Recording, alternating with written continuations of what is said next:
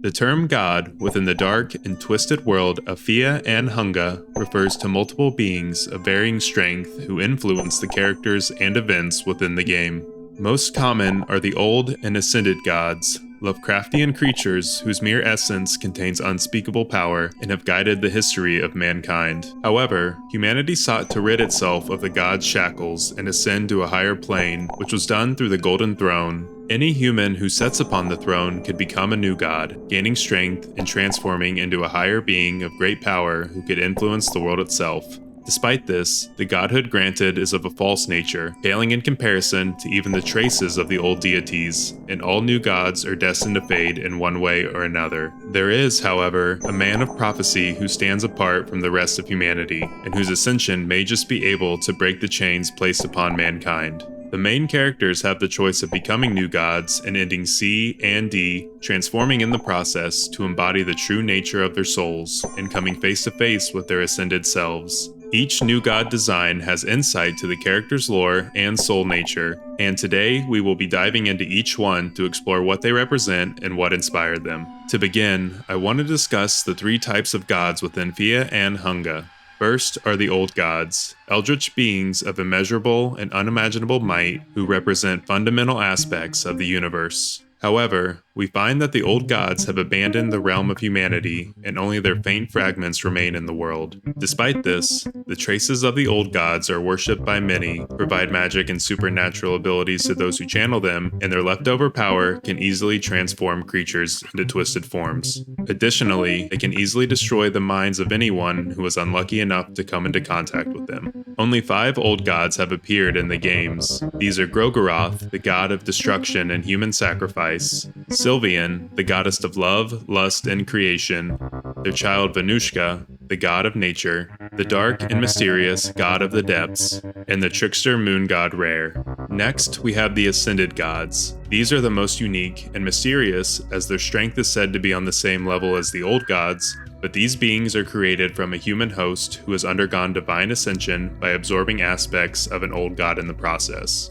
The ascended gods we have seen in the series are Alll-mer and Sulfur and the god of fear and hunger. Their mere creation changes the entire world and pushes mankind forward, bringing them into a new age, and they have come to be worshipped and revered by many. Lastly, we have the new gods, who we will be focusing on today.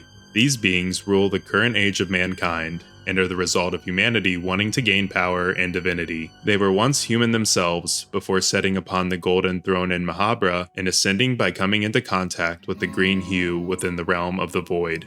Through the process, they are given a new mantle based on the soul nature they possess, and the 4 we see in-game are the Enlightened One, the Dominating One, the Tormented One, and the Endless One. The soul natures are expanded upon in the sequel, but for this video, we will just be looking at the 4 soul types present in Fear and Hunger. Their strength is superior to that of a human, but despite bearing the name of a god, the new gods are nowhere near the level of the old or ascended deities. Furthermore, we learn that they are not only mortal, but there were many new gods of the past who also sought greater strength, but ultimately became irrelevant due to their influence waning or having their divinity challenged by mankind. Once their reign is over, the new gods reside within the Hall of the Gods in Mahabra to watch the events of the world and see the cycle repeat itself. We see this firsthand in the game as we defeat the new gods in Mahabra and absorb their souls before being given the chance to set upon the golden throne ourselves and ascend. If Lagard is in your party,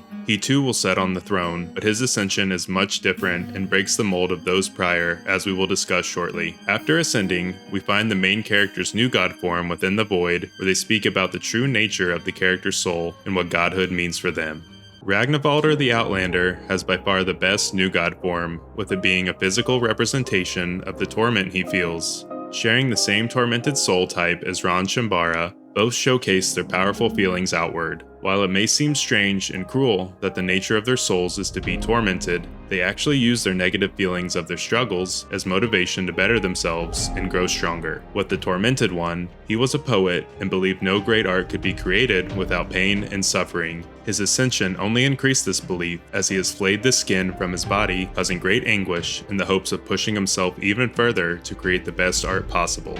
With Ragnvaldr, his torment comes from the tragedies in his life and have made him the fearsome and resilient warrior he is today. From Ragnvaldr's backstory, we see he grew up in harsh winters, where hunger was no stranger to the villagers, and once he became a man, he sailed for months in hopes of finding new land, where he either had to eat his fallen comrades in order to survive, or resist his urge to great anguish. Once he returned from the Dark Continent, his family and village were massacred by Lagard, causing him to seek revenge through the story of the game. In his S ending, Ragnvaldr becomes the god of ultraviolence, making it his goal to destroy all dark beings in the dungeon and in the world. The torment Ragnvaldr has felt is represented in his bestial new god form, showing how the will within him is like that of a raging bear, and when coming face to face with it, it tells Ragnvaldr how it's grown to love its torment and suffering, even though it curses its own existence. It uses the torment to its advantage as an ancient secret that only it is aware of. The new god form itself also bears a resemblance to the bear costume in the ending of Midsommar, but no concrete connection has been made on this.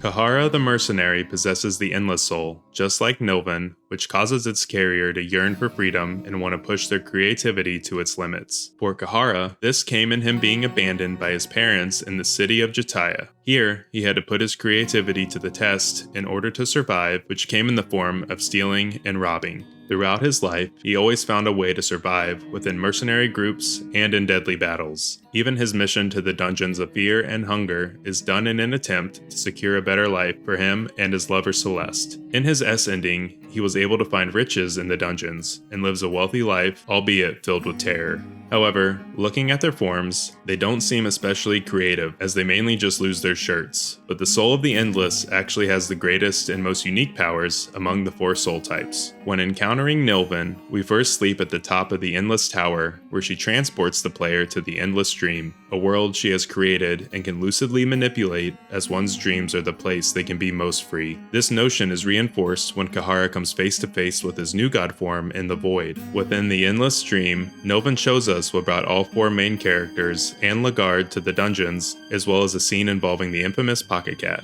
She also conjures the city of Rondon and village of Oldegard, along with the terrifying and deadly Skin Granny boss, which we must defeat in order to face Nilvan and receive her soul. We can assume Kahara has similar powers as a new god, and this is how he obtains the freedom he so seeks. The new god form of Kahara heavily reminds me of Jecht from Final Fantasy X due to his outfit and the large crest on his chest, but as with Ragnvaldr's form, there is no concrete connection to this. When first seeing Darus' new god form, there is a common reaction most people have.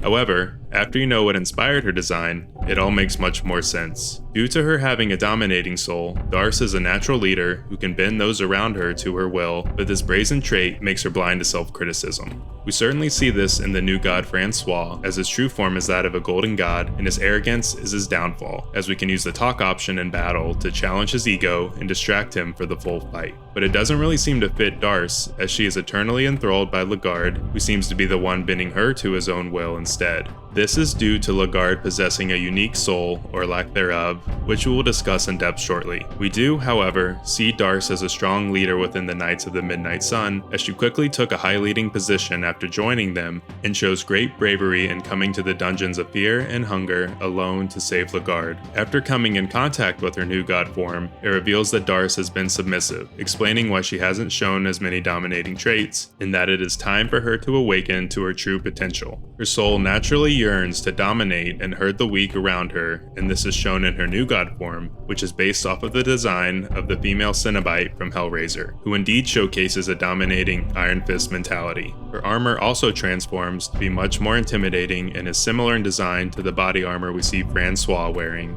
It's no surprise Enki the Dark Priest possesses an enlightened soul, and he also has the least different new god form, as he only gains a helmet and keeps the same clothes.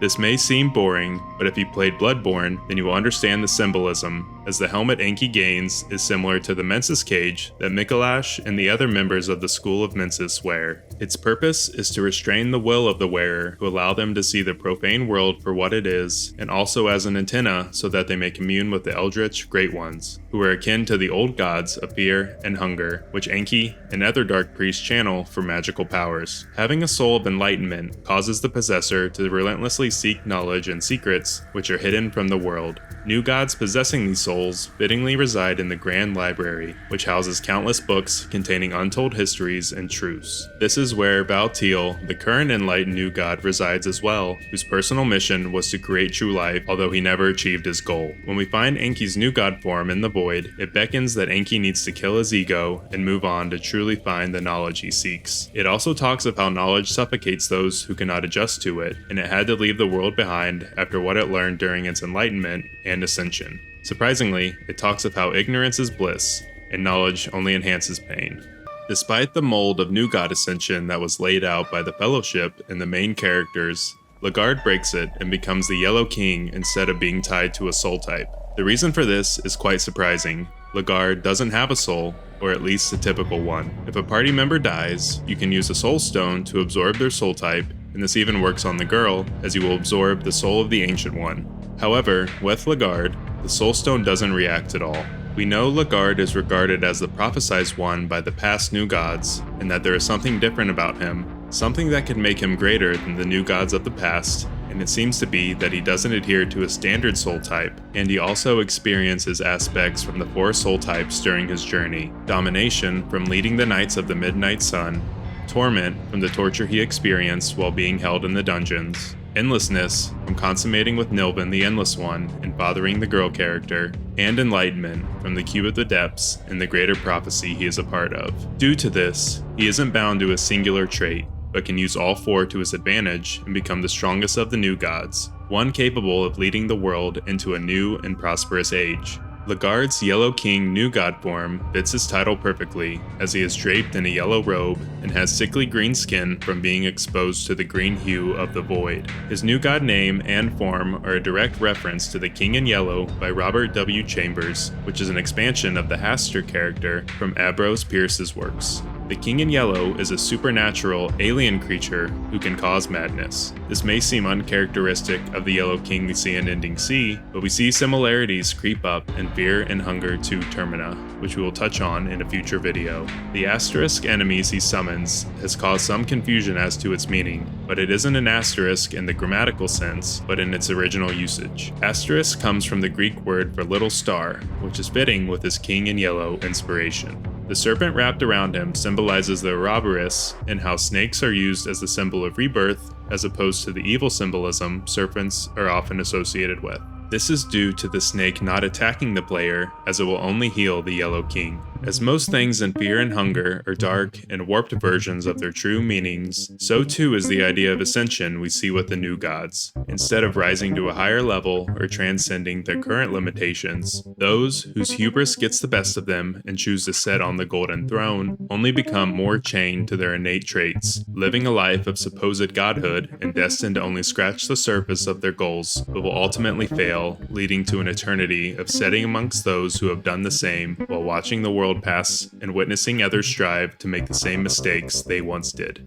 I'd like to give a special shout out to the Omni World channel members. As always, please be sure to like and subscribe for weekly Fia and Hunga lore videos.